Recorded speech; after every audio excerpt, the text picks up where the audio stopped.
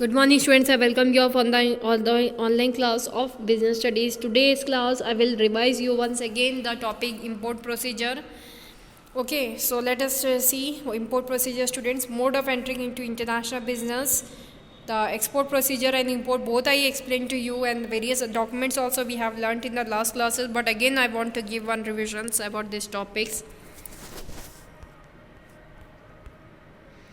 Import procedure, students. Steps involved in import procedure are trade inquiry. What do you mean by trade inquiry? The import procedure begins when the importer conducts inquiry and collects the information about the countries and exporter who can supply the required goods. Importers can get the inquiry from the trade directories and trade association also after identifying the suitable exporter. So trade inquiry, generally I already explained in the export procedure, the very first step starts with the importer. So here importer, what he is doing, he is making an inquiry about the product available with different exporters, so that by selecting the best goods from any one of the exporter, he can make the process of import start. So import procedure begins with the importer conducts inquiry and collects information about the countries and exporter who can supply the required goods. Importer can get the inquiry from the trade directories and trade associations also. And after identifying the suitable exporter who can supply the goods, the importer sends a trade inquiry form to get in detail the information regarding the price, quantity, quality, etc. which the exporter can supply. The exporter replies a trade inquiry by filling the pro forma invoice. Next, procurement of import license. Which license they want to get? That is import license. There are certain goods which can be imported freely, but for some there is a necessity to obtain import license. For this, the importer can get information from export-import policy. If goods are under the licensing category, then the importer must apply for and get registered with Directorate General Foreign Trade, DGFT, or Regional Import Export Licensing Authority, and obtain the IEC number. Okay, obtaining foreign exchange. Next, in India, all foreign exchange transactions are regulated by Exchange Control Department of Reserve Bank of India. Every importer must obtain the sanction of foreign exchange. For this, the importer has to give an application to a bank authorized by RBI to issue foreign exchange.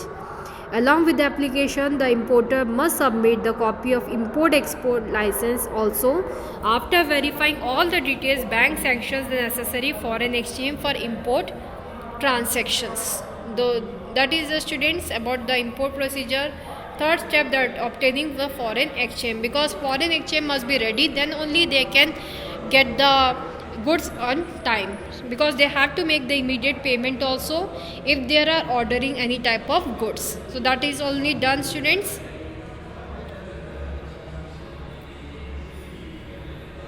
So along with the application, the importer must submit the copy of import license also. After verifying all the details, the bank sanctions the necessary foreign exchange, because bank also have to see the creditworthiness of the importer. Placing order or intent. Next step, if all the things are arranged by importer, then definitely he will make the order for the goods, as the things are ready by him, the finance and everything. So now he will be making an order. After obtaining the license and sanction of foreign exchange, the importer places an import order or intent to supply the specific products. The import order contains information regarding the price, quantity, quality, weight, size, grade, packaging, shipment, etc. Obtaining letter of credit.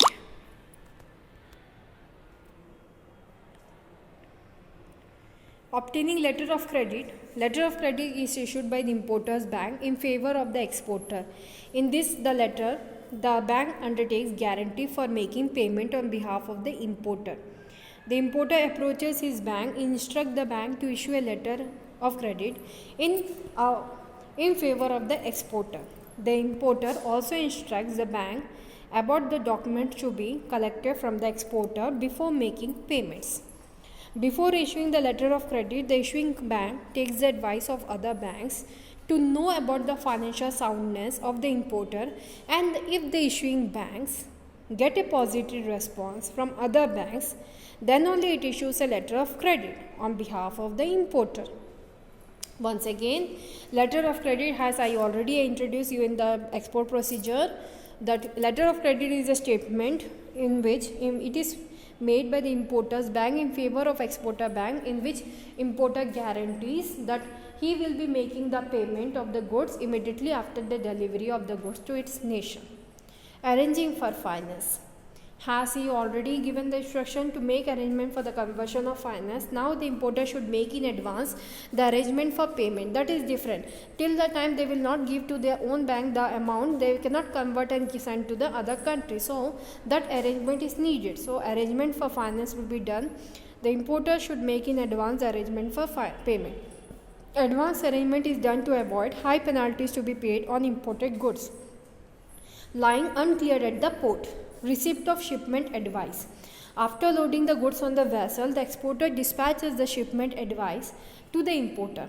This advice contains information regarding shipment such as invoice number, bill of lading or airway bill number, etc. Number, date, and you have seen the particular bill in the online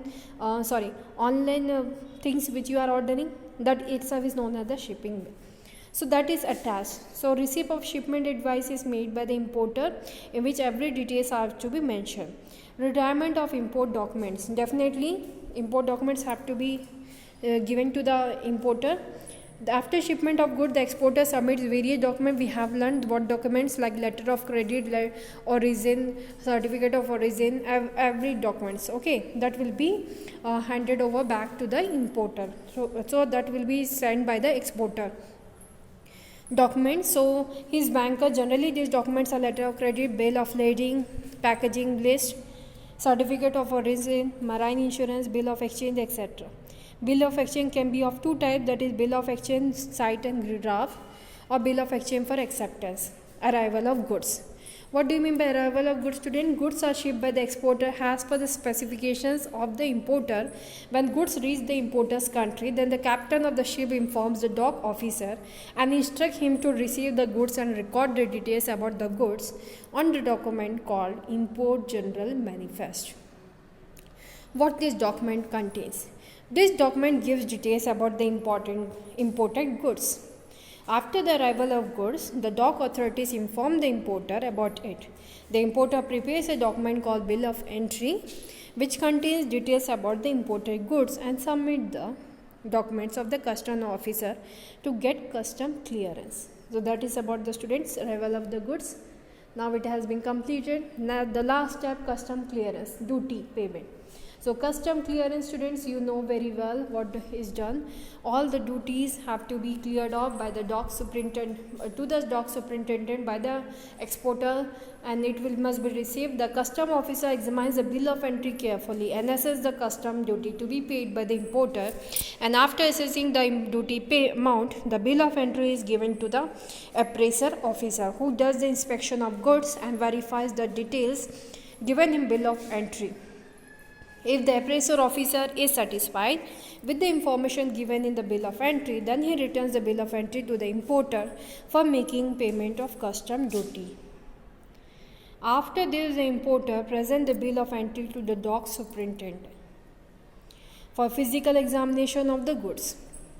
After the examination by the dock superintendent, the bill of entry is presented to the port manager, who accepts the payment of custom duty and issues the release order.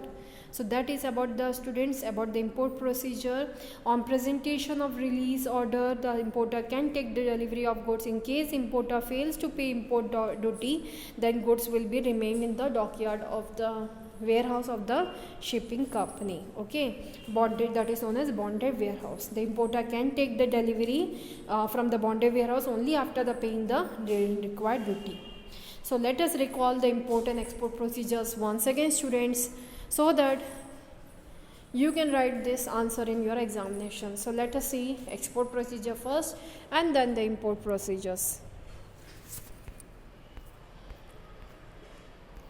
Mode of entry into international business. First, receipt of inquiry and sending quotation. Second, receipt of order or indent. Third, assessing importers' creditworthiness for secured payment, obtaining export license, obtaining pre-shipment finance, production and procurement of goods, pre-shipment inspection, excise clearance, obtaining certificate of origin, reservation of shipping space, packing and forwarding, insurance of goods, custom clearance, obtaining maid's receipt, payment of freight and insurance of bill of lading, preparation of invoice and securing the payment. These were the steps for export. Now the steps for import.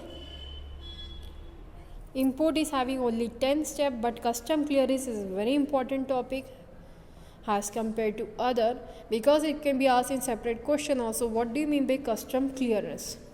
Import procedure, the steps are trade inquiry, second procurement of import license, third obtaining foreign exchange, fourth placing order or indent, fifth obtaining letter of credit that is already made by the importer in favor of exporter, but it will be returned back by the exporter to importer, arranging for finance, for making payment, receipt of shipment advice, retirement of import documents, arrival of goods, custom clearance. So these are the various steps of import. I hope you have understood. If any doubt, you can ask to us. Prepare the notes properly, 2-line statements for each process you make and ready, so that finally you can prepare, you can write the answer at the examination. Thank you for today's class. Have a nice day.